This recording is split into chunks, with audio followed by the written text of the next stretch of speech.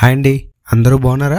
ఈరోజు మనం ఈ వీడియోలో అసలు కాళీమాత ఎవరు, ఆమె మెడలో ఉన్న పుర్రెమాల వెనుక దాగి ఉన్న రహస్యాల గురించి తెలుసుకుందాం. అమ్మవారి అద్భుతమైన శక్తి రూపాల్లో ముఖ్యమైనవి కాళీ, దుర్గా, పార్వతి, లలిత, సరస్వతి. ఇవి నిత్య పూజలు అందుకునే శక్తి రూపాలు. వాటిలో వైష్ణవ శక్తి అయిన మహామాయే మహాకాళి. సర్వభూతాలకు లయకారుడైన మహాకాలుని లయమోర్చనియే శక్తి కాళి. కాలాన్ని లయింపజేసేది కాళి. సృష్టికి పూర్వం ఉన్న అంధకార రూపమే కాళీ స్వరూపం. దుర్గాదేవి మరో అవతారమే కాళీమాతగా అభివర్ణిస్తారు. ఋగ్వేదంలో కాళీ ఆవిర్భావం గురించి వివరించారు. మార్కండేయ పురాణంలో దేవి మహాత్యంలోనూ పరాశక్తి గురించి పేర్కొన్నారు. దేవమాత అతిథికి ఆదిత్యులు జన్మించారు. అందుకే సూర్యోదయ అస్తమయాలు రెండూ అతిథికి అన్వయించబడ్డాయి. కానీ అతిథి ఉదయత్వాన్ని తాను ఉంచుకుని అస్తమయాన్ని దితికి అన్వయించింది.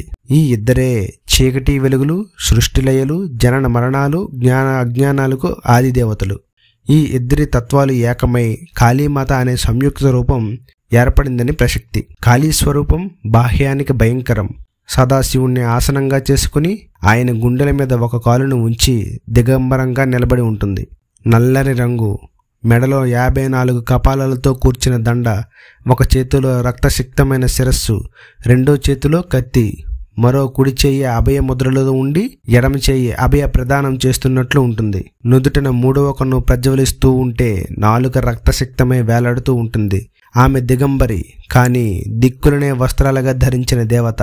తెల్లని ఛాయా శివుడు శుద్ధ చిద్రూపుడై శవాకృతిగా ఉండగా క్రియారూపిణి అయిన కాళికా శక్తి ఆయనపై ఆధారపడి ఉంటుంది. సౌమ్య రౌద్ర రూపాల సమన్వయకారమే కాళీ స్వరూపం. తాత్విక దృష్టితో కాళీ స్వరూపాన్ని పరిశీలిస్తే ఆమె తత్వమయి, సృష్టికే అవసరమైన ఇచ్ఛాశక్తి. అమ్మ ధరించిన కపాలాలు 54 సంస్కృత అక్షరాల సంపుటి. ఆ కపాలాలు ఆయా అక్షరాలను ఉచ్చరిస్తే ఆ శబ్దాలు ఏకస్వరమై ఆ ఊ మా స్వరూపమై ఓంకారమైంది. పూర్వం మధుకైటపులనే రాక్షసులను వధించడానికి బ్రహ్మదేవుని కోరికపై మహామాయ విష్ణువును నిద్రలేపింది.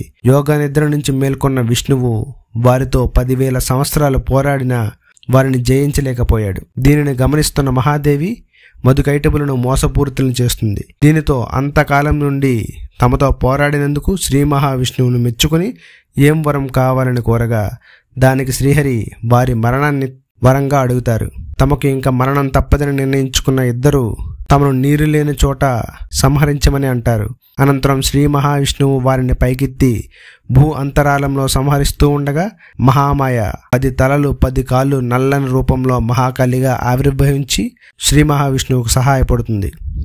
అనంతరం సింహవాహినిగా మహిషాసురుణ్ణి, మహామాయ సరస్వతి రూపిణిగా శుంభ నిశుంభులను వధిస్తుంది.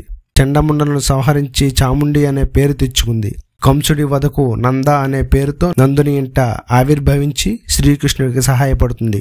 తర్వాత 5వ అవతారం ఒక రాక్షసుడి సంహార సమయంలో ఆమె దంతాలు రక్తసిక్తమవడం వల్ల రక్తదంతి అయింది. లోకాలను కరువు కాటకాల నుంచి తప్పించి శాకాంబరిగాను, దుర్గుడిని చంపి దుర్గగాను, మాతాంగిగాను నవవిధ రూపాల్లో భక్తులను అనుగ్రహిస్తుంది. అలాంటి పరాశక్తిని నవరాత్రుల్లో ప్రార్థించి విజయదశమి నాడు నిష్ఠతో పూజించే వారికి సకల సంతోషాలు కలుగుతాయి. చూశారు కదండి అమ్మవారి యొక్క విశిష్టత, రూపం వెనుక ఉన్న రహస్యాల గురించి. ఇలాంటి ఇంకెన్నో ఇంట్రెస్టింగ్ విషయాల కోసం మన ఛానల్ని లైక్, షేర్, సబ్స్క్రైబ్ చేసుకోండి.